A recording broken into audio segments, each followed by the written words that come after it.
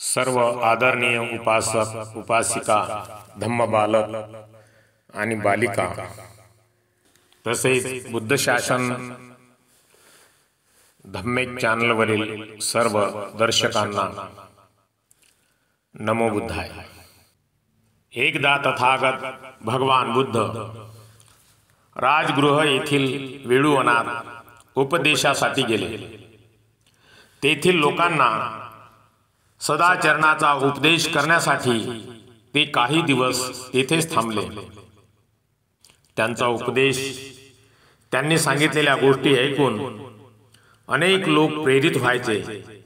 रोज अनेक लोक बुद्धांना भेटण्यासाठी तेथे यायचे आणि आपल्या मनातील शंका बुद्धांना विचारायचे, आपले दुःख त्यांना सांगायचे।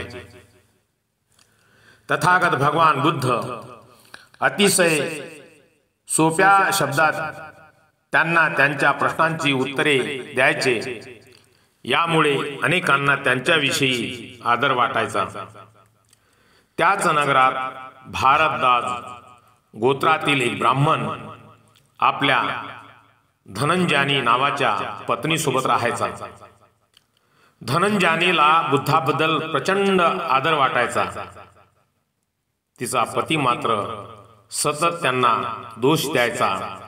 रागाने आंधळा होऊन तो नेहमी बुद्धांविषयी अपशब्द बोलायचा। त्यांचे दोष सतत सांगत फिरायचा। एके दिवशी तो थकून घरी आला, हात पाय धुवून जेवायला बसला। मनात बुद्धाबद्दलचा राग खदखदत होताच त्याची पत्नी धनंजयानी जेवणाचे ताट घेऊन त्याच्या पुढे आली। तिच्या मनात भगवान बुद्ध, धम्म आणि भिक्खू संघ यांच्याविषयी श्रद्धा होती। आपल्या पतीला जेवण वाढताना अचानकपणे तिने बुद्धांना वंदन असो असे 3दा म्हटले। आपल्या पत्नीने केलेले बुद्धांचे स्मरण, त्यांना केलेले वंदन त्या क्रोधी ब्राह्मणाला मुळीच रुजले नाही। तो रागाने लालबुंद झाला। जेवणाचे ताट बाजूला सारत तिच्यावर ओरडत तो म्हणाला, तू पापी आहेस, चांडाळणी आहेस, मूर्ख आहेस। त्या निर्बुद्ध व्यक्तीची स्तुती करतेस, त्याला वंदन करतेस। अगं मी गावभर त्याचे दोष सांगत फिरतो आणि तू त्याच्याविषयी श्रद्धा बाळगतेस। धनंजयानी शांतपणे म्हणाली, बुद्धांच्या मनात सर्वांविषयी प्रेम आहे, ते श्रेष्ठच आहेत।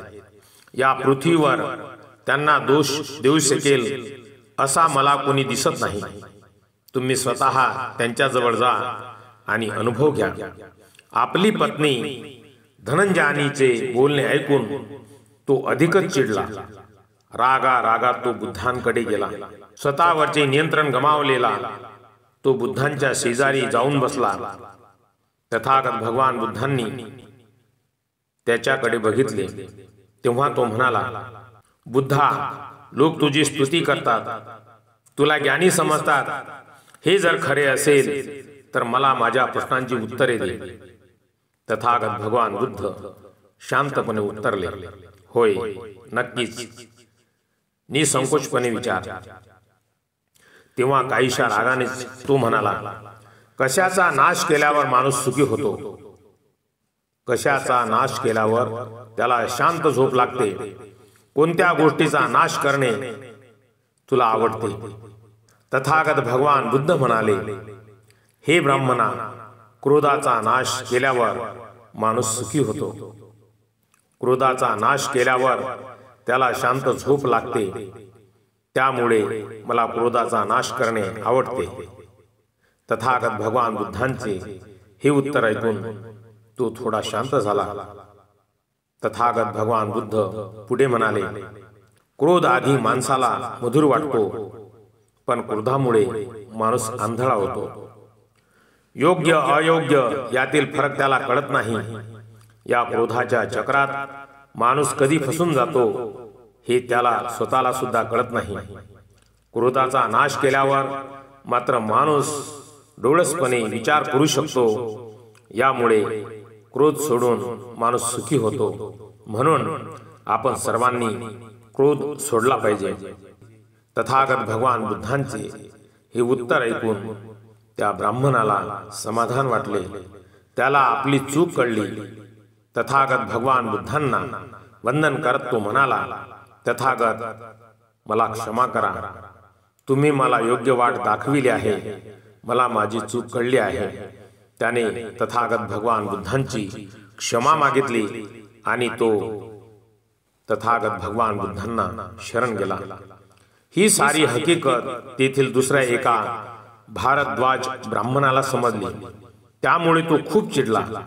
रागाने लालबुंद झाला. एका ब्राह्मणाने बुद्धाला शरण जाणे त्याला मुळीच रुचले नाही. तो लगेच तथागतांकडे गेला. क्रोधाने आंधळा झालेला तो ब्राह्मण असभ्य भाषेत कठोर शब्दात बुद्धांना शिवीगाळ करू लागला. तो इतका चिडूनही बुद्ध मात्र शांत राहिले. तथागत भगवान बुद्धांना शांत बघून तो अधिकच चिडला आणि त्यांना दोष देतच राहिला.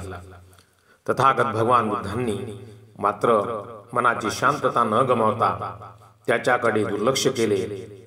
आपण इतके कठोर अपशब्द बोलूनही बुद्धांना शांत बघून त्याला आश्चर्य वाटले. काही वेळाने तो ब्राह्मण शांत झाला आणि खाली बसला. तो तथागत भगवान बुद्धांना म्हणाला, गौतमा, मी तुझ्यावर चिडलो, तुला अपशब्द बोललो, दोष दिले, तरी तू शांत कसा? तथागत भगवान बुद्धांनी शांतपणे त्याला विचारले, तुझ्याकडे कुणी मित्र, नातेवाईक, पाहुणे म्हणून येतात का? यावर तो ब्राह्मण म्हणाला, होय, कधी कधी असे पाहुणे येतात. तथागत भगवान बुद्ध त्याला म्हणाले, मग तू त्यांच्यासाठी खाण्यापिण्याचे काही पदार्थ घरी तयार करतोस का? यावर तो होय असे उत्तरला. त्यावर तथागत भगवान बुद्ध त्याला म्हणाले, तुझ्या घरी आलेल्या पाहुण्यांनी जर ते पदार्थ स्वीकारले नाहीत तर ते कुणाचे होतात? तो ब्राह्मण लगेच म्हणाला, असे झाले तर ते पदार्थ माझेच होतात. तेव्हा तथागत भगवान बुद्ध म्हणाले, अगदी बरोबर. तू मला उद्देशून शिवीगाळ केलीस, अपशब्द बोललास, रागावलास. मी मात्र यापैकी काहीच स्वीकारले नाही. त्यामुळे जे तुझे होते ते तुझ्याकडेच राहिले. मी जर प्रत्युत्तर म्हणून तुझ्यावर चिडलो असतो, रागावून शिवीगाळ केली असती, तर तुझे अपशब्द मी स्वीकारल्यासारखे झाले असते. मात्र मी तसे न करता शांत राहून तुझे काहीच स्वीकारले नाही. याचा अर्थ तुझा राग, तुझे अपशब्द, तुझी शिवीगाळ तुझी होती तो तुझ्याकडेच राहिला. म्हणून हे ब्राह्मणा, मी शांत राहिलो. हे ऐकून त्या ब्राह्मणाला आपली चूक लक्षात आली. त्याला समजावत तथागत भगवान बुद्ध शांतपणे म्हणाले, क्रोधामुळे माणूस आंधळा होतो. आपली विचार करण्याची शक्ती हरवून बसतो. त्यामुळे तो इतरांवर चिडून अपशब्द बोलतो, रागारागात त्यांच्याशी भांडतो, शत्रुत्व ओढवून घेतो. या सर्वांमुळे तो दुःखी होतो. ज्ञानी माणूस मात्र हे सर्व जाणतो. त्यामुळे तो क्रोध करणाऱ्यावर चिडत नाही, अपशब्द बोलल्याने दुःखी होत नाही. क्रोध करणाऱ्यावर तो प्रेमाने मात करतो. ज्ञानी माणसाची सहनशीलता हाच त्याचा विजय असतो. त्यामुळे तो अपशब्द, शिवीगाळ सहन करून शांत राहतो. म्हणून हे ब्राह्मणा, कोणतेही कारण असो, माणसाने चिडू नये, दुसऱ्यांबद्दल अपशब्द बोलू नये, संयम गमावू नये, तुझे कल्याण हो. हे सर्व ऐकल्यावर त्या ब्राह्मणाने तथागत भगवान बुद्धांना वंदन केले आणि त्यांना शरण गेला. अशा प्रकारे प्रत्येक वेळी तथागत भगवान बुद्धांनी शांतपणे अज्ञानाला ज्ञानाच्या आधारे, द्वेषाला प्रेमाच्या आधारे आणि उतावीळपणाला संयमाच्या आधारे जिंकले. क्रोध हा माणसाचा शत्रू आहे. क्रोधामुळे माणूस आंधळा होऊन इतरांवर चिडतो, वाईट बोलतो, इतरांना शत्रू समजायला लागतो. या सर्वांमुळे तो दुःखी होतो. त्यामुळे कोणतेही कारण असले तरी माणसाने क्रोधित होऊ नये, इतरांना अपशब्द बोलू नये. भवतु सब मंगलम. सर्वांचे मंगल हो, सर्वांचे कल्याण हो, सर्वांना सुख, शांती आणि उत्तम आरोग्य, दीर्घ आयुष्य प्राप्त हो. साधु साधु साधु. ये बुद्ध का शासन है अनमोल, है अनमोल. बुद्धं शरणं गच्छामि.